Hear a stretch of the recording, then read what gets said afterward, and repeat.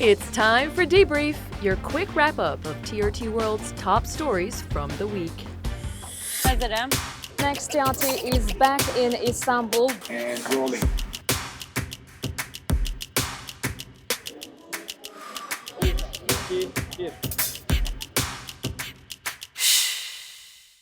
Donald Trump is due to touch down in the Chinese capital in a few hours' time amid deep uncertainty over what comes next with Iran. He says Iran will be high on the agenda.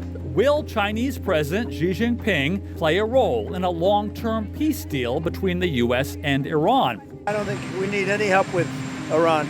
We'll win it one way or the other. Could China use its leverage over Iran to pressure Trump into concessions on the U.S.-Taiwan policy? The U.S. believes China is aiding Iran, at least with this so-called dual-use technologies, things which can be transferred into military use. And of course, they need to settle this huge trade dispute. These rival blockades, both of them, both the blockade by Iran and the blockade by the United States, are hurting Chinese economy. And China has signaled that there could be a breakthrough in trade barriers with the US, but has warned that a disagreement over Taiwan could send relations down a dangerous path. Leaders of the world's two biggest economies meet in Beijing, the first visit by a US president since Donald Trump's last one in 2017. A stable China-US relationship benefits the entire world. When we cooperate, both sides benefit. When we confront each other, both sides suffer. We should be partners rather than adversaries. We've had a fantastic relationship. We've gotten along. When there were difficulties, we worked it out. But behind the warm welcome, Beijing signaled its priorities. According to a readout, he told President Trump that Taiwan is the most important issue in the US-China relationship. Looming over the summit is the war on Iran. We don't really know what happened in the private meeting. They were together for around 2 hours. We only know by the state media that Taiwan was the thorny issue, let's say. We also know that they spoke about trade and also about Iran, but we don't have any details. So far, today was the first full day of the visit. Chinese state media reported that Xi told this particular friend that if Taiwan is handled well, bilateral relations could remain stable. China is also one of the largest importers of oil that transits through the Strait of Hormuz. We did discuss Iran. We feel very similar in Iran. We want that to end. He was actually asked about the lifting of US sanctions on Chinese oil companies buying Iranian oil. I'm going to make a decision over the next few days. The US has long been the biggest international backer of Taiwan. Trump was asked a couple of questions. Firstly, whether the US would defend Taiwan if there was a confrontation with China, and he said he didn't want to talk about it. He was asked if he was going to sign off on a long-awaited $14 billion arms deal. This is something Congress has already signed off.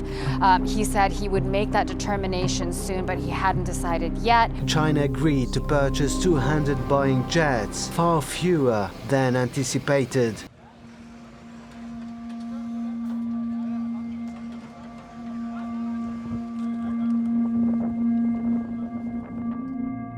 More than 30 people have been killed in Israeli airstrikes across Lebanon since Saturday. With the latest death toll, it's been one of the deadliest weeks since the ceasefire with Israel came into effect last month. The number of civilian casualties and those who have been injured continue to skyrocket as we've been seeing a severe escalation from the Israelis, particularly in these past few days. Israel's carried out more strikes across southern Lebanon on Monday, despite a ceasefire that came into effect on the 16th of April. Eunice, another day and no sign that the escalation in the south is slowing down. A high number of civilian casualties as of today.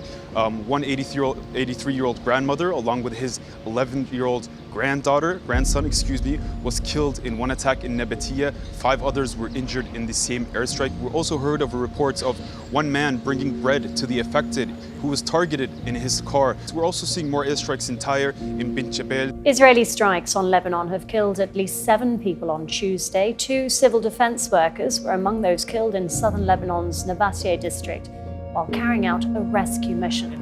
It comes as Lebanese officials say persistent Israeli strikes on the country have killed at least 380 people. So far, 108 of the heroic medics and healthcare workers have been killed.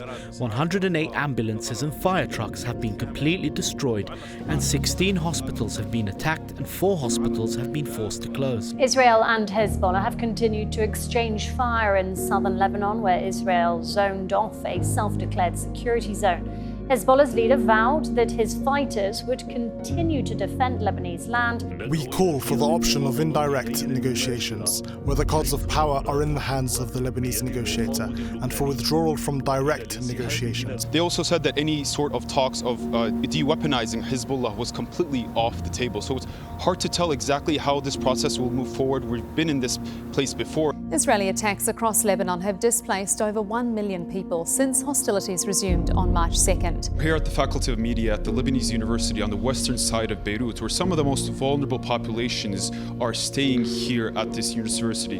This is Haji Hashemiya. It is said that she's about 120 years old. At least 29 people, including children, been killed in the latest wave of Israeli strikes. These cars were said to be transporting basic supplies and food to areas where many people still refuse to evacuate. The war also has proven to be deadly for civil defense teams. Israel now controls nearly 70 villages in the south, almost half of the area below the Litani River. On Wednesday, more evacuation orders were issued for villages 30 kilometers away from the border with Israel. There's divided support over whether Hezbollah should be disarmed or not. With the rising death toll and daily attacks on Lebanese soil, many believe Hezbollah is better equipped to counter Israeli aggression. Well, Israel and Lebanon are holding their third round of US-mediated talks in Washington, D.C. as their latest ceasefire is set to expire on Sunday. The health minister has said that more than 400 people have been killed since that ceasefire came into effect. And there's finally some sort of progress with the two sides agreeing to extend that ceasefire by 45 days. Here's the news in brief, where we bring you even more top stories. As Iran loomed over US President Donald Trump's visit to Beijing, another meeting in Asia brought those tensions to the forefront. At a closed-door meeting during the BRICS summit in New Delhi on Thursday, Iranian Foreign Minister Abbas Araghchi accused the United Arab Emirates of being directly involved in the military operations against this country.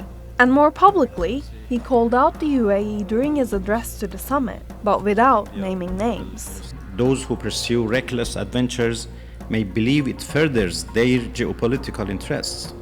But as consumers and governments around the world now sense and understand, regional instability is a lose-lose proposition for all sides, including the aggressors. On Monday, a Wall Street Journal report said the UAE had carried out strikes in Iran, and it was not the only Gulf country to do so. Another report by Reuters outlined multiple covert strikes by Saudi Arabia, and another bad look for the UAE came from Israel.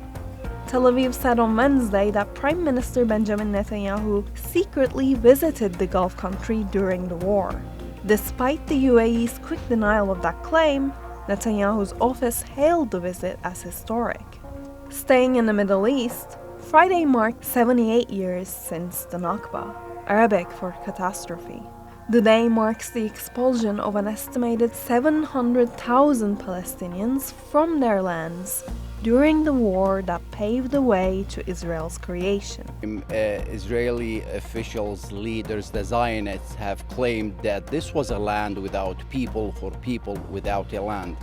But if we just take a look at this village, Lifta, which by the way, this is where my father hails from. This is my family's village. It was, still is, the western gate to Jerusalem. Sits right at the entrance of Jerusalem. And you can just look around. Look at the buildings here, at these homes that existed in 1948 and before. The trauma continues for Palestinians. Israel's war on Gaza has again displaced thousands, and illegal settler violence continues in the occupied territories. UN says around 2,000 people have been displaced by illegal settler attacks this year alone. Meanwhile, an unexpected signal of solidarity came from the EU on Monday. The bloc agreed on a sanctions package targeting illegal settlers in the occupied West Bank. Israel criticized the decision that many welcomed, calling it a moral bankruptcy. Over in the UK, Prime Minister Keir Starmer's leadership struggle continues. The disastrous local election results for Labour from last week stirred the party into a civil war. Over 80 MPs and a handful of ministers have called on him to resign. 5 ministers resigned in protest this week, including Health Secretary Wes Streeting, who was expected to launch a formal bid against Starmer. And the list of those who want the top job doesn't end there. Manchester Mayor Andy Burnham, a popular name analysts think could draw voters to Labour again, has also signalled his interest. But first, he needs to make his way back to the parliament. And lucky for him, a spot has just opened up after an MP stepped down. He needs to win the by-election, where he will face a tough challenge from Reform UK, the far-right populists who gave Labour a run for their money last week. With more elections coming up, the fight to move into number 10 could take weeks, unless Starmer decides to leave first. Moving to Asia, where the Philippine Senate is also shaken by turmoil this week, but more like a crime thriller kind. Shots fired. And armed men making their way inside the Senate of the Philippines as police attempt to arrest Senator Ronald De La Rosa. On Monday, he took refuge inside the Philippines' top branch of government to avoid capture after being charged for crimes against humanity by the International Criminal Court. He was chased up the stairs and through the halls. On Wednesday, the fugitive senator had turned out to vote against an impending impeachment motion against Vice President Sara Duterte, the daughter of former President Rodrigo Duterte, whose war on drugs killed thousands in the country and drew the ire of the ICC. De La Rosa was then the police chief and is alleged to be one of the co-conspirators of Duterte's extrajudicial killings. Gunshots were heard in the Senate after troops arrived to arrest the senator. But in the ensuing chaos, he managed to slip away. There were no reports of casualties, and the country's president said there was no instructions to apprehend De La Rosa. And the Senate's security chief was suspended on Friday, after admitting to taking the first warning shot. While the senator seemingly avoided being extradited to The Hague for now, former President Duterte has been in ICC custody for over a year.